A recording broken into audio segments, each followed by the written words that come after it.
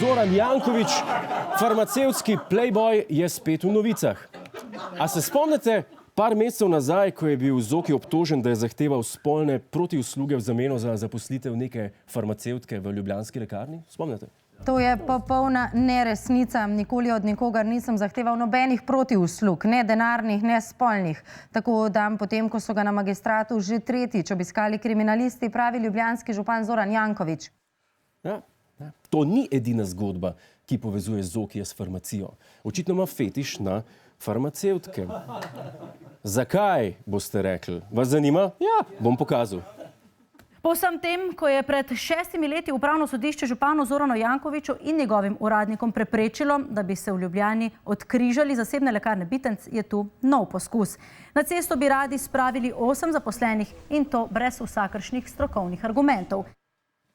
Občina Ljubljana ima trenutno 48 lekarn, ki letno prinašajo okoli 4 milijone evrov, ki jih Janković porabi za svoje odlične projekte, kot so sadovnjak v PST-ju in razne parkirne hiše pod parkirnimi hišami. Zakaj bi Zoki imel še lekarno Bitenc? Ker je na prometnem območju v nakupovalnem centru Mercator Šiška. Jaj, kako so pohlepen ta občina, sam za denar pa za biznis se gre banda. Dejte nehati vsi, ki tako govorite, lepo vas prosim. Gre samo za to, da bo Zoki lahko šel v Mercator po špecerijo in po še v lekarno slepca v 4 na obest. In valjda ne moreš iti v privat lekarno, ne? Mora biti tvoja lekarna. In ne samo to, Zoki je brihten, bolj kot naš Senko. On ne plačuje dragih večerij pa pijače v razkošnih restauracijah. On gre na ziher, v lekarno. Zoki, a je noter? Ja, ne vem, zunaj ga ni, ne? A bova eno tabletko vzela? Je krasen. Še dobro, da sem v lekarni. To je moja imitacija Zokija, kako tableto je. Preden pa nadaljujemo s tedenskimi dogodivščinami premiera Smerarja, pa bi rad spregovoril o dokaj grozeči zadevi. O finskem uroku.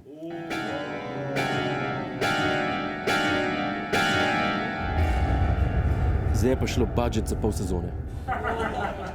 Našim hrabrim junakom, skakalcem, se na Finskem ni izšlo.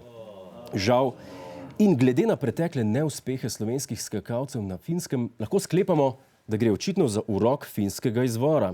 Pa kaj s to Finsko? Kaj je s tem narodom, ki sedi v temi in razmišlja o slanikih? Kaj je s to državo, kjer je alkohol osnovno živilo? Kaj je s to državo, iz katere še begunci nazaj bežijo? A veste, kakšne igrice se tam igrajo? 2 gresta v savno, se ga nabijeta, potem gre eden ven in morate drug ugotoviti, kdo je šel ven. Ja. Tako da, dragi naši orli, ne se sekirati, če niste bili najboljši, še bo prilika. Mi pa seveda najbolj čakamo Planico. Tam bo pa Prevc tako skočil, da bo komentator rekel, oziroma ne bo rekel, prvo mesto Peter Prevc, ampak bo rekel, prvo mesto Peter Pan! Hvala za ogled, ne pozabi pa tudi na Ta teden z Juretom Godlerjem ob četrtkih ob 22:40 na Planetu.